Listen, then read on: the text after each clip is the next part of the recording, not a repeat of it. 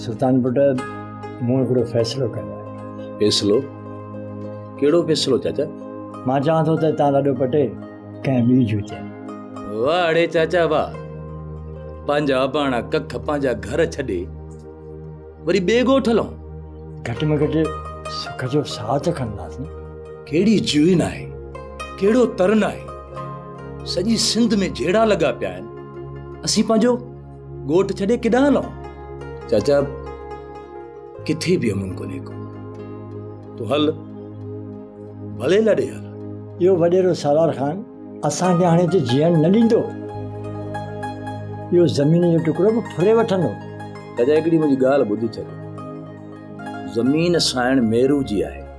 जेकॾहिं तूं चवीं न त इहा ज़मीन मां तोखे लिखाए ॾियां, बसि न। इहो तूं छा थो चईं सुल्तान पुट?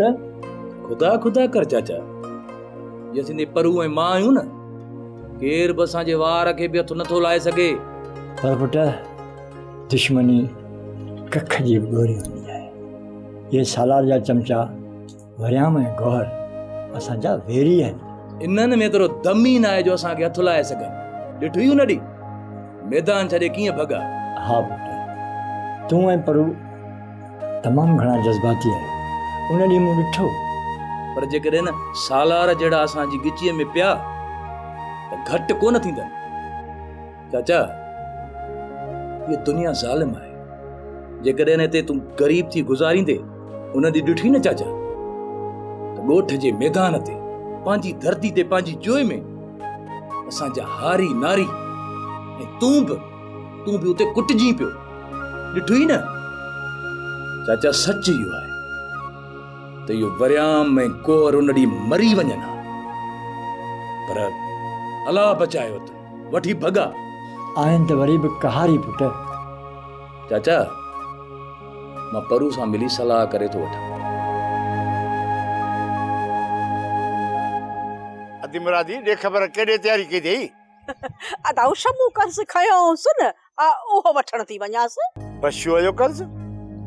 अदी ख्वाब त नथी लही।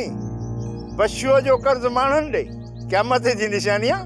तव्हां त ॻोठ में वेठा आहियो, मुंहिंजो ख़ैर सां बचे शाल ला वॾी हयाती ॾेसि। ओ शहर में मिल में थो कमु करे, इन शमू 200 रुपया वरिताउसि। छो छॾियांसि? अॼु मूंखे ज़रूरत हुई, मुंहिंजो वञी कर्ज़ वठी थी अचांसि। मूं सम्झो त को 20,000 हूंदसि। अब मूंखे इहो ॿुधाए, इहो तॻियो घर खां ॿाहिरि निकिरे ई नथो। कि ॾियारी सुंघे विस छा जो डर में ईअं ॾिकियो वेठो आहे।